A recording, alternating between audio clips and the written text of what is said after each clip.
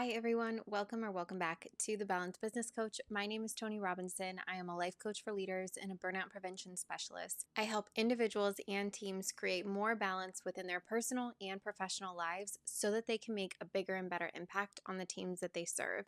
Today is going to be a little bit different than what I normally do. I'm normally teaching practical tips and tricks and things that are maybe more mindset based or habit based, behavior based, those kinds of things. But today we are going to get into some technical recommendations that I have to help you alleviate burnout. This was actually inspired by my mom. She is a teacher and deals with a really heavy workload. And I was talking to her one morning on the porch. We were just kind of, having our morning coffee and enjoying our time. And all of a sudden, I saw this panic set in, and she realized that she was late to a meeting. And so she called the person and they ended up rescheduling. But when she came back, she was like, oh my gosh, I don't know how that happened. I don't know how I missed it. And I asked her if she had her calendar app on her phone or how readily available was that information for her. And so she gave me her phone so that I could kind of look at things. And I was like, whoa, we need to do a little revamp here because she didn't have her calendar readily available at a glance, even when her phone is locked. She didn't have her calendar even on any of the home screens of her phone. There were so many apps, I was swiping for days. She had so many different pages of apps. And one of the things that I preach and teach a lot of is what can we automate, what can we delegate, and what can we eliminate?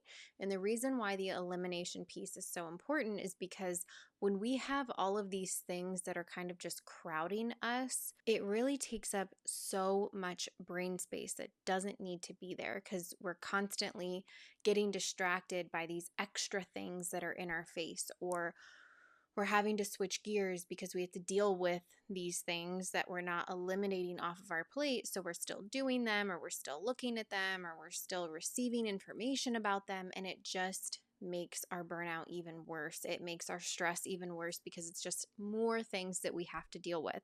And so what I was explaining to her was that we really needed to organize and optimize her phone so that she can have only the things that she really needs to access quickly at a glance that are going to make her life easier, and then everything else we can come up with a system for later. But the biggest issue at hand was that she was feeling overwhelmed because she was missing meetings or having them sneak up on her, and it wasn't something that she was able to adequately prepare for because she was not consistently having that information available to her at any point in time. But all of this to say that conversation and that interaction that I had with my mom really sparked this conversation around what are the things that are easy to do, easy to implement, easy to update right away so that you can have that alleviation of stress, so that you can be more efficient and optimized in your day-to-day life, personally and professionally. So we're going to get into 7 recommendations that I have for you today that are going to make your life so much easier. Some of them are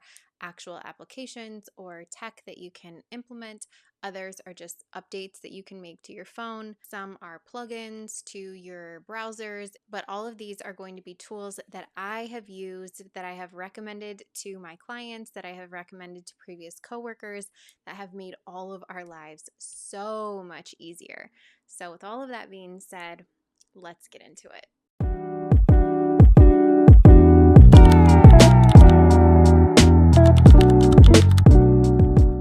The first thing that I want to get into is how to organize your phone and optimize your calendars. I mentioned at the very beginning of this episode that I was helping my mom organize her phone, get it into a place where it's not just something where she has all of these apps just on her phone in the order of when she downloaded them or anything like that. We have a system here. There is a purpose for each screen of the phone. And the very first screen needs to always have the most important information on it. For me, those are things like Notion. That's another application we're going to get into today, but it's something I use every single day. It's things like my social media. It's things like my meditation app. It's my QR code so that when I'm out and people want to connect with me, I can just have them scan it. It's my Maps app. It's my internet browser. It's my phone calls or my text messages. These are the things that I'm going to use every single day, multiple times a day, that I need to have at my fingertips. And I want to have it as clean and easy as possible for me to access those things. So the first thing that I would recommend is to clean up your apps on your phone. If you are scrolling multiple times to get to your apps, there's actually something called the app library that Apple implemented several years ago. They wanted to create a home base so that people weren't having to scroll for so many days or have all of these different folders with all of these different apps in them. Instead, if you don't use your apps on a daily basis or on a regular basis, you could have them just stored in the app library. I have 2 swipes before I get to my app library. And the only reason I have a swipe in between is because I have this little note for myself that says, think before you swipe. Because a lot of times I keep swiping to distract myself. I start going into my other apps, like my social media apps or maybe my banking apps, and just kind of like out of boredom, I start going through all of these different things. And I could be doing something better with my time. So the only reason I have that middle tab is to remind myself to think before I swipe. But otherwise, I only have one main page of apps that I'm actually using on a regular basis. So if you have multiple swipes of all of these apps, and it's really just like a place for them to sit, not that those screens are actually having a function or a system to them, I would highly recommend that you delete each app that is on those pages and use the app library instead. They won't go anywhere. They're still going to be downloaded on your phone, but you will just go to the app library and then you can scroll to find it, or there's a really easy search bar for you to just type in the app that you're looking for, and then it will come right up and you can open that app from there. It's really, really easy and efficient. I will say that when I switched my mom to this system, she had a little bit of a struggle at first. She was like, where are my apps? Where do I find them? What do I do? She was at the grocery store, I think, trying to pay with her Apple Pay, and she couldn't find her Apple Wallet. And I was like, well, first of all, you can double click the side. But that's another story. That's not really an efficiency tip, but maybe it is. Maybe you didn't know. You can double click the side button to Apple Pay. But the other thing was, it's just a retraining of your brain. When we start to implement new habits that are going to help us, that are meant to be beneficial, sometimes it can feel unnatural, and that is to be expected. So just keep that in mind as you're looking at implementing any of these tips or tricks that I explained to you today or that I recommend to you today. Just remember that this is a process. This is a relearning. This is a reprogramming of your mind, because you have done things a certain way. So your mind knows what to expect. Your mind has probably memorized what page which apps are on. And the point is not to have everything memorized and have it be, perfectly in column 3, 4 rows down, and I know exactly where my Chase app is. That's not really the point. The point is that you don't have so much information in your face all of the time when you're trying to get to what you need. So eliminating all of these different pages of apps and being able to have a system of, here are the apps that I use every single day, and then if I need a different app, I can go search it very easily so that I'm staying focused on the task at hand. I don't have all of this other information popping up at me all the time. That is what we want to get to. And your brain will retrain itself and get used to this new process. You have to just give it time. So if at first it feels a little bit unnatural and you're like, I've deleted all of these apps, I don't know where they are, I don't know how to find them, just give it some time for you to retrain yourself to use the app library and search for them. Now, the other thing with your homepage is optimizing your calendar. So I don't know about you, but I have multiple email providers. I use Gmail and I use Outlook, and then I also have an iCloud account for my Apple stuff. So when you are thinking about how you're going to complete tasks or how you organize your schedule, your week, you want to use the calendar app that has all of your calendars put together in it. So for me, that is my Notion calendar. The reason I use Notion calendar is because it allows me to integrate all of my project plans and to-do list tasks that I use in Notion. It allows me to add them to the Notion calendar, and then I can also integrate my Gmail account, which is my business account where I have all of my meetings and client calls scheduled.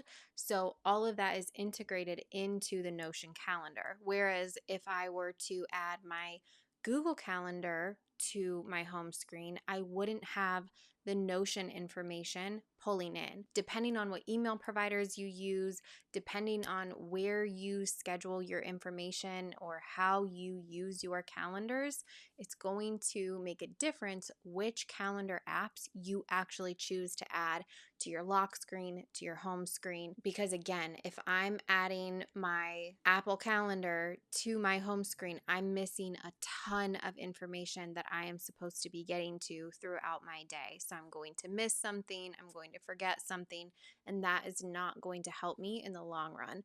For my mom, she didn't have a calendar added at all to her lock screen. So that was a big change for her and a big help. And then for her home screen, she only had her Apple Calendar, which didn't have her Gmail information included into it. So we needed to get her Gmail calendar added because that was the one place that had all of her calendars integrated. So just that simple change of making sure that the apps were taken care of, they were organized more neatly and efficiently for her, and then her calendars were added to her lock screen and her home screen correctly was a huge help. Hey everyone, this is Tony from the future. I just wanted to show you on your home screen, you can change the size of your calendar widget. So just make sure that you are choosing the size that is going to be most beneficial for you. And then also in your widget library, that is where you can find your different calendars. So make sure you choose the calendar that is going to incorporate everything you need. Okay, the next recommendation that I want to get into is bookmarking internet sites as an app. On your iPhone, you can actually add different websites that you frequent as an app on your homepage. For example, I have a website that I go to every single morning where I access these different meditations and devotionals through one of my coaches. He puts out daily audios and prayers and things like that. And I was having to go find the link in my email to access where he has that information every single day. And I got really tired of it. So what I did is I just bookmarked that website as an app and saved it to my home screen. That made such a huge difference for how easy it was for me to then do that task every single morning. The other thing that I definitely recommend my clients do is if you have the feelings toolbox or the stress cycle freebie, which is linked down below, you can also add that to your home screen. The Feelings Toolbox or the Stress Cycle Freebie are both hosted in Notion, and those can be published onto the web. So when clients sign up for the Feelings Toolbox or they get the Stress Cycle Freebie, they're getting a link to a page. Now, that page can be added to your own personal Notion, or what you can do is add that bookmark to your home page, which is what I recommend most of my clients do because it just gives you easy access to complete your stress cycle, to regulate your nervous system anytime, anywhere. So I would highly recommend doing this if you have a website or a web-based product that you are frequently using. The next tech recommendation that I have is not going to be a surprise for many of you, but it is Notion. This is like an all-in-one platform for me. It's where I take my notes. It's where I plan all of my content and my podcasts.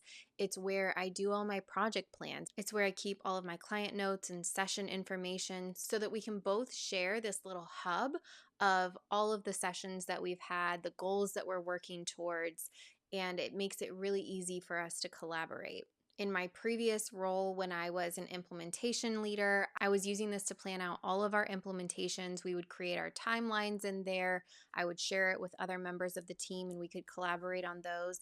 We also used it to create SOPs, especially when I was going out of town or when I ultimately ended up leaving that position. All of my recurring tasks or things that I knew people were going to need to know how to do, I put in Notion and created a step-by-step document. You can have screenshots, you can embed videos.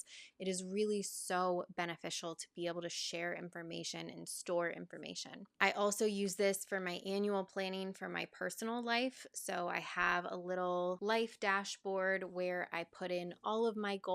I plan out all of my milestones for the year, anything that I need to do on a personal level. So when we were just moving from California to Indiana and we're going to be moving to Washington again, all of the things that I need to do in order to make these things a success have been housed in my life dashboard. So I have things like get a new doctor or find a new therapist or ship my car. All of these things are going to get added to my list, and then I'm going to have it as a reminder every single week to look at to make sure I'm staying on track with everything that needs to get done for the year, for the month, for the week, for the day, whatever it is. It's all there, very easy for me to see. Notion is something that I could probably do an entire series of episodes on.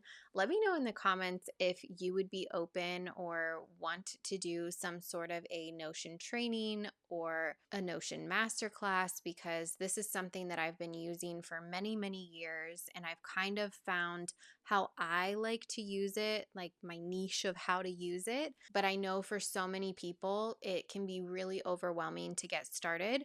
And for me, I definitely had somebody to help me along the way. I had a coach that was using it, and she really helped me learn different ways that I could use it and some of the features that I really had no idea what they meant or how to use them. I also watched a ton of YouTube videos, and I just really found my own personal flow with it. But Notion has become such a lifeline for me. It is literally my second brain. I don't know what I would do without all of the information that I have stored in Notion. I think that's another way that we can really start to alleviate burnout, is being able to have somewhere to put the things that you just cannot think of right now and saying, I'm going to deal with that another time, or I will look at that later. But being able to relieve yourself of all of this information that we try to store in our head, having Notion has been such a relief in that way, because I know that I have a system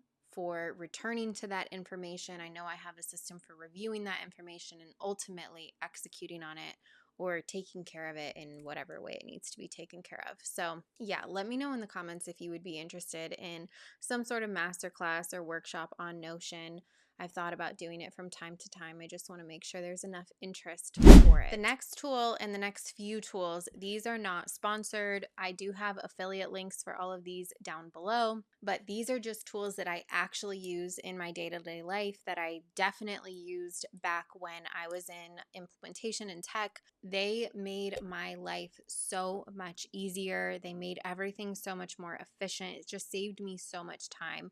So I wanted to make sure that these recommendations were presented to you guys because they truly had a huge impact on my burnout and alleviating some of the stress that I had on my plate at the time. The first one is Scribe.How. This is something that I used a lot in my last role. It essentially allows you to capture all of the different steps that you're taking in a browser or on your screen, and it will create instructions for you, step-by-step instructions. So if you are someone who is working with clients or coworkers a lot and needing to send them how-tos or step-by-step instructions, especially if you're working in the software industry or trying to give people instructions on how to navigate a situation or a system, Scribe.How makes it so much easier because it will just follow your mouse as you click, as you add things, as you change screens. It will follow everything that you do, and then it will take screenshots for you. It will write instructions for you, and then it will put that together in a PDF that you can export and send to whoever you need to send it to. It is such a godsend, and it is so easy. You can take out any of the steps, you can reorder them, you can change the instructions if you want to rewrite them. You can actually input an extra like set of steps if you missed a step or you wanted to add something in. You can actually re-record or like insert a recording into the steps. And the best part is that it's completely free. The paid version allows you to do your full screen. The free version allows you to do anything that you're doing inside of Google Chrome. But there are no maximum number of instructions that you can create. There's no time limit on how long you can record for. It is truly so beneficial. I never had to go on to the paid version because I was able to record everything inside of Google Chrome. If you're someone who does a lot of application-based instructions, you may need to look into the pro version. But again, it's just like time versus money. What are we trying to save here? It's so worth it, I promise. So the affiliate link is down below for that.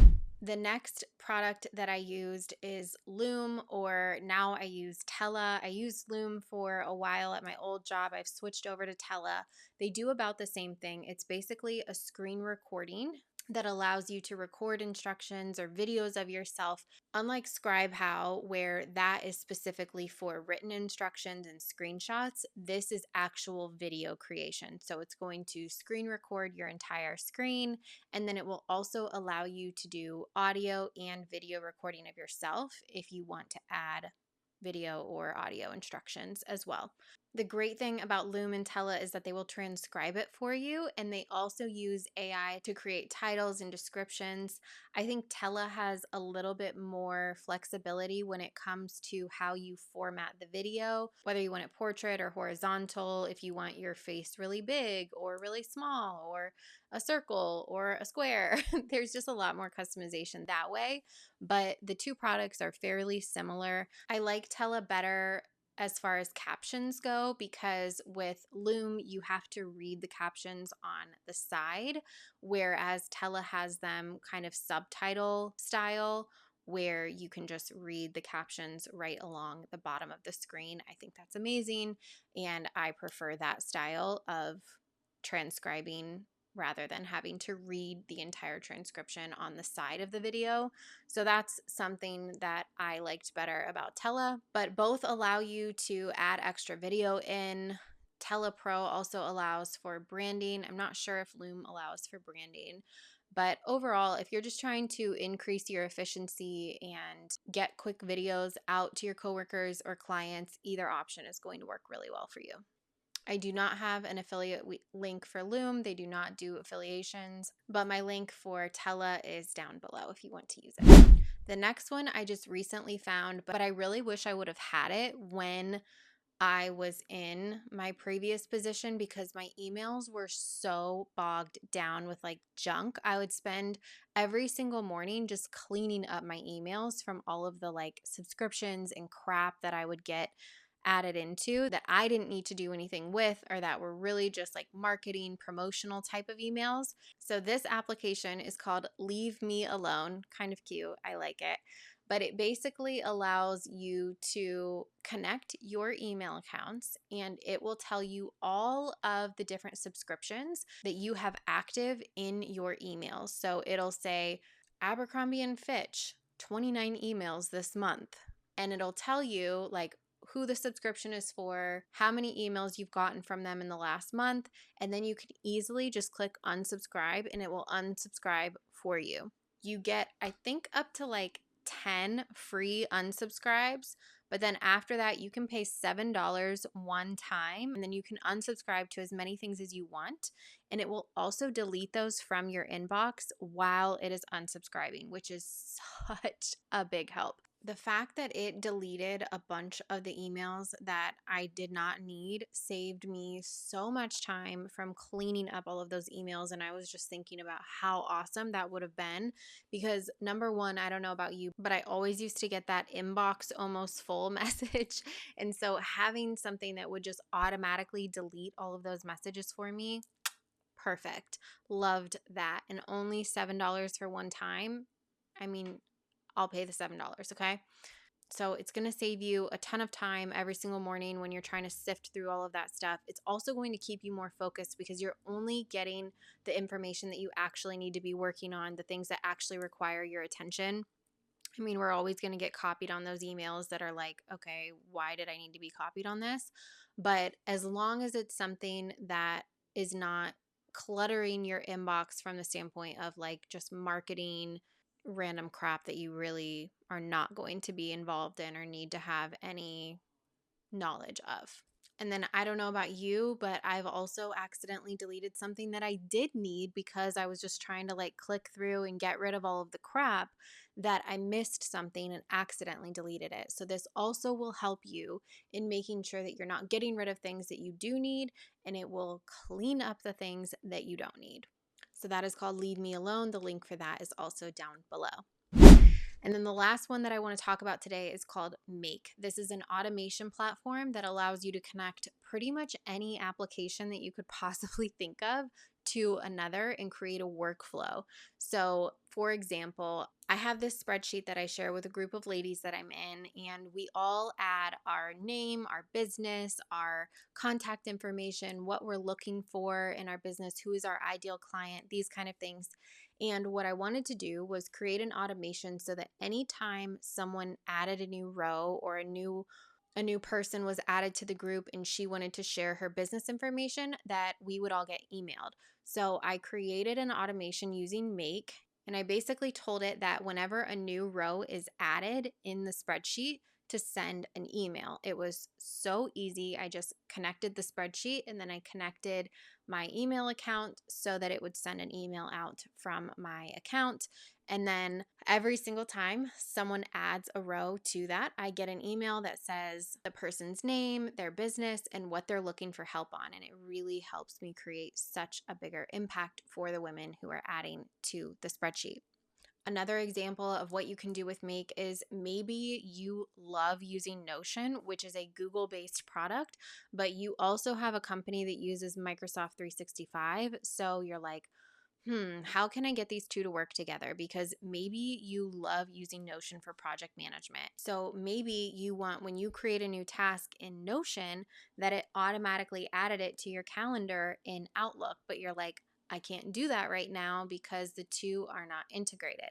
Make allows you to do this. You can integrate your Notion database with your Outlook calendar, and then when you add something new to your Notion database, it will automatically update your calendar in Outlook. So if you are looking to automate more of your processes, highly recommend getting a product like Make to do that for you. One of the things I always used to tell my clients back in my previous position was, tell me your dream scenario. If you could have everything just perfectly automated, or if you could make your life so much easier, your job so much easier, how would you want it to be? Like if you're in accounting and you have a spreadsheet that you update every single month, and then you want an email to be sent out to your client that says, hey, this spreadsheet has been updated with this month's numbers. Feel free to take a look at it and confirm with me when it's done. Wouldn't it be really cool if you could just automate that process? I mean, I don't know. I'm just spitballing here as far as that example goes, but depending on what your role is and what your responsibilities are, look at what would be a dream scenario for you. What would really speed up your day? What would really give you more capacity? What would make it so much easier to do your job or the things that you really love to do in your job? And you could just kind of like push off the things that are just taking up extra bandwidth or feeling like a have to rather than a want to. And then if you think about what are the different triggers of that, when I do X, then I need Y to happen. And I don't want to do the Y piece, or I don't want to have to like manually do this process. How can I automate it? Think those things through, and then highly recommend using something like Make to automate that process for you. And the link for signing up for Make is also down below as well, of course. Okay, so that is our list of recommendations for today. I really hope that this was helpful for you guys. I know that this was a lot of information, but I hope that you learned a thing or two and will take one of these recommendations with you to make your life just a little bit easier and to alleviate that burnout just a little bit. So if this was helpful, I would love to hear what tool you're going to use in the comments, or if you have any questions or want to learn more about one specific tool or want me to do a deeper dive, please let me know in the comments. If you haven't already, please hit that subscribe button and hit the bell icon if you want to get notified every single time I post a new video. I post every Monday and twice a month on Wednesdays. And of course, give this video a like if you haven't already so that I know that you like content like this. Thank you so much for being here with me. It means the absolute world to have you on this journey with me. I hope you have an amazing week, and until next time, take care.